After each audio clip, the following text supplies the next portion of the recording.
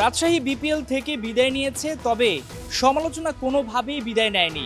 এখনও শোনা যাচ্ছে যে দুই একজন ক্রিকেটার বাদে ম্যাক্সিমামই রাজশাহীর কোনো প্লেয়ার পেমেন্ট পায়নি। বিদেশিদের মধ্যে কয়েকজন পেমেন্ট পেল, সেটা পুরো পরিমাণটা তারা পায়নি। যে পাঁচজন ক্রিকেটার রয়েছে রাজশাহীর, তারা এই হোটেলে বন্দি। এজন্যই বন্দি কারণ তাদের টুর্নামেন্ট শেষ হলো, তারা বাড়ি যেতে পারছেন না তাদের পেমেন্ট ইস্যুর কারণে। এই যে বিদেশি ক্রিকেটাররা খেলতে এসেছেন, নিশ্চয়ই তারা তাদের একটা পারিশ্রমিক পাবেন, এটা তাদের আয় রুজির ব্যাপার। কিন্তু তারা যখন সেটা পাবেন না, তারা তো বাড়ি ফিরে যাবেন না। তবে তাদের মধ্যে এতটাই হতাশা কাজ করেছে যে কোনোভাবে যদি তাদেরকে বিমানের টিকিট কেটে দেওয়া হয়, তারা বাড়ি ফিরে যাবেন। কারণ এর বাইরে অনেক টুর্নামেন্ট থাকে, ন্যাশনাল ডিউটি থাকে, তাদের নিজেদের প্রস্তুত করতে হবে। এদেশে তারা কতদিন বসে থাকবেন?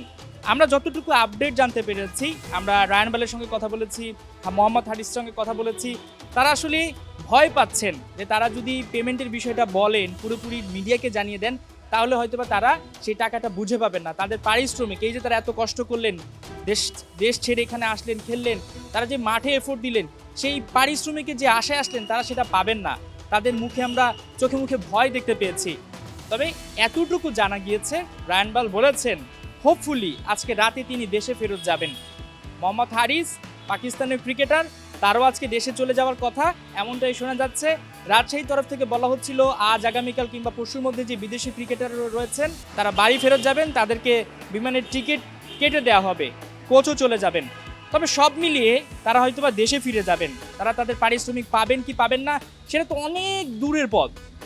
এই যে ক্রিকেটাররা আমাদের দেশে আসলো, আমাদের ক্রিকেটের ভাবমূর্তি নষ্ট হলো, রাজশাহীর মালিক বা রাজশাহী কর্তৃপক্ষ হয়তো বা তাদেরকে টাকা দিয়ে দিবে একটা সময়, বা তাদের কেমন হতে পারে যে টাকা দিয়ে বিদায় করতে পারে।